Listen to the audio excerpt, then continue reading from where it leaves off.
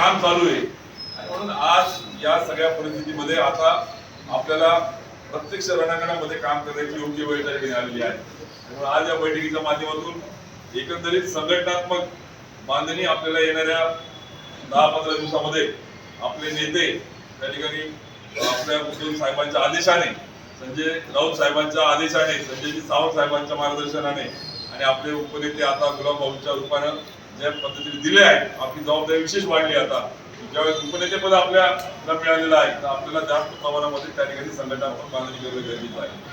आज भाषणामधून मनोगतामधून आपण ऐकलं, सगळं बघतोय. मी पहिले सत्तेला लाथ मारून मी उद्धव साहेबांच्या सोबत आलेलो आहे. कारण दादा 2दा नगराध्यक्ष राहिले, ते देखील आले आणि असे शेकडो कार्यकर्ते पंचायत समितीचे असतील, मार्केट कमिटीचे असतील, अनेक सरपंच असतील, सोसायटीचे असतील, असे हजारो कार्यकर्ते आपल्या सोबत आलेले आहेत.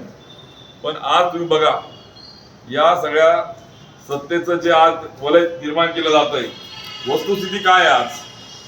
तर सगळ्यात पहिले मला असं वाटतं की आपण हे लक्षामध्ये घेतलं पाहिजे की ज्या भाजपाचं आणि ज्या शिंदे सेनेचं, ज्या राष्ट्रवादी अजितदादा गटाचं सरकार आहे, हे सरकार खऱ्या अर्थानं तिजोरीमध्ये एक दमडी पण नाही. प्रत्यक्षामध्ये 90,000 कोटी रुपये पीडब्ल्यूडीची फक्त देणे आणि आम्हीच दाखवत आहेत, हे तुला हे देतो, ते तुला ते देतो. त्यांना कळतंय की विधानसभेत मिळवलेला विजय हा तांत्रिक विजय आहे, हा जनमताचा कौल नाहीये.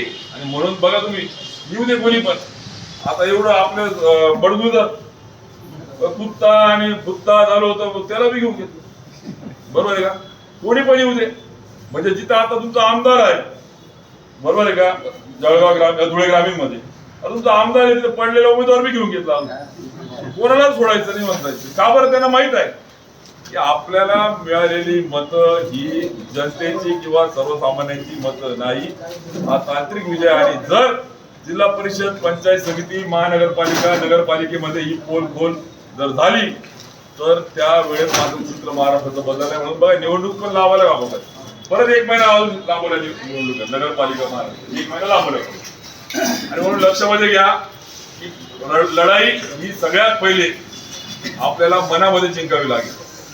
आणि त्याची सुरुवात मागच्या आठवड्यात मी मेळाव्याला होतो.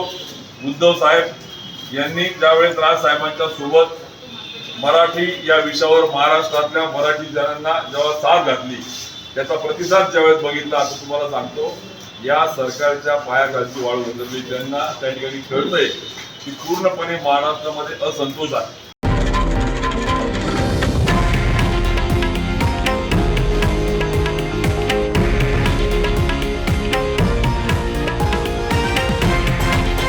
हे आहे देशातील नंबर 1 न्यूज नेटवर्क आणि आपण पाहत आहात TV9 मराठी, एकमेव.